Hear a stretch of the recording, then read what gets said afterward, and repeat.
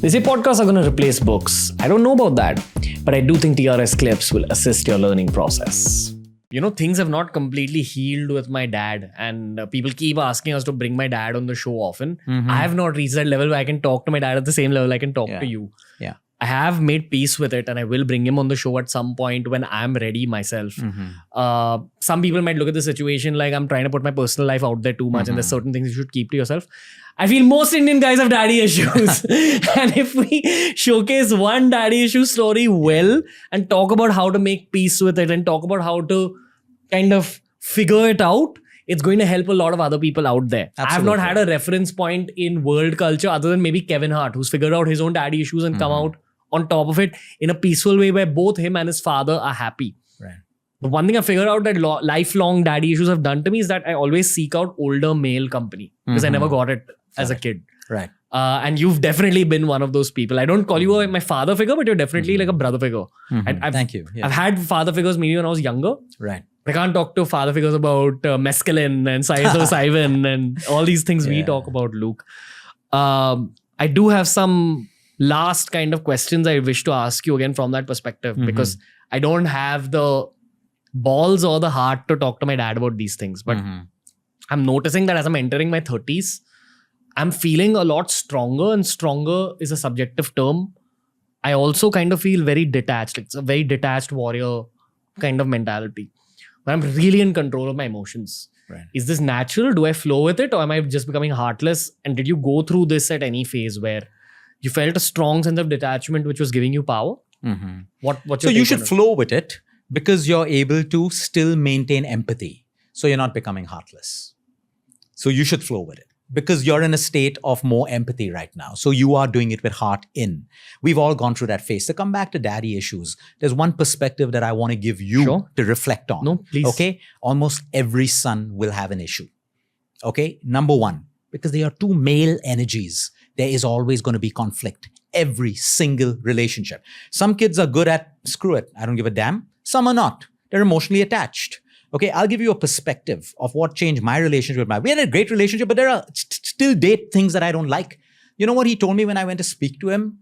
He said, that was the best I could do with the knowledge I had and the upbringing I had. Yeah. I'm sorry, you be a better father to your child. And I felt that was the most beautiful thing. He didn't owe me an apology. He gave me an apology. He said, this is how I was brought up, to do this. I didn't know better. And then it made me realize no parent gets trained to be a parent. No mother gets trained to be a mother. No child gets trained to be a child. No teenager gets trained to be a teenager. We flow through life. So now some people can have really bad daddy issues where, many people, they're beaten, this, that, whatever, or they were never there. The point is, what can you take from that suffering that you think or that lack of that relationship with your father? And how can you convert that into your superpower? A lot of successful people, where they say, Luke, we can't find our purpose in life. A lot of people have found their purpose in life by taking that suffering and saying, I don't want, like exactly what you're doing. You don't want other kids to have that kind of relationship. So here you are trying to fix a problem that a lot of other boys and young men are going through, which are daddy issues. So your sense of purpose is to fix that by probably sharing your experience. Flow with it. But go back and think, was your father doing it intentionally? Everyone has an ego. Your father, you as well. Me, my father as well. Especially the male egos. That's why we bond more with our mums and daughters bond more with their dads. We have to recognize that because your father, take away society, is a provider and a protector. We are all driven by primal fears. When I look today at why a lot of my relationships failed, whether it was from the girl side or my side, what drives me into a relationship? What is my primal driver?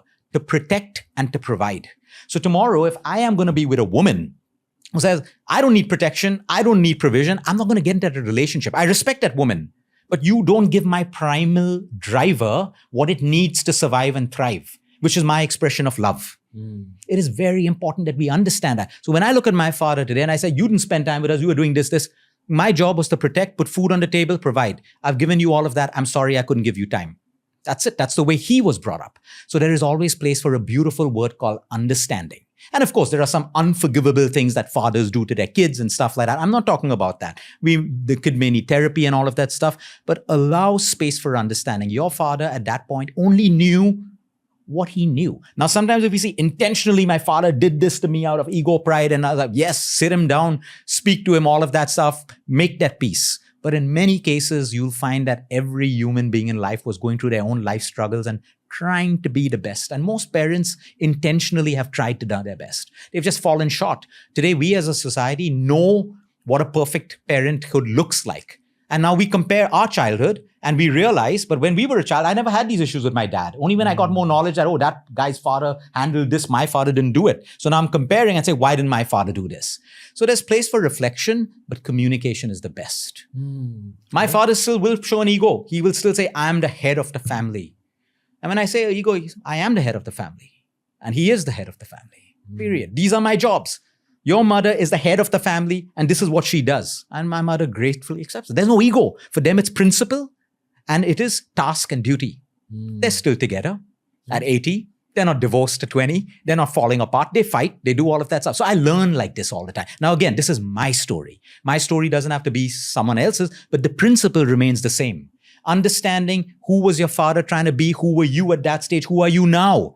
Who was your father then? Everything's changed. So it allows space for some amount of acceptance, understanding, but the intention should be, how can I create peace? So I know I love my father. I know he loves me. We can have disagreements, but it doesn't change what we have in between. Thank you for watching this clip.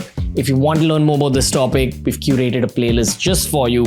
And here's a link to the whole episode.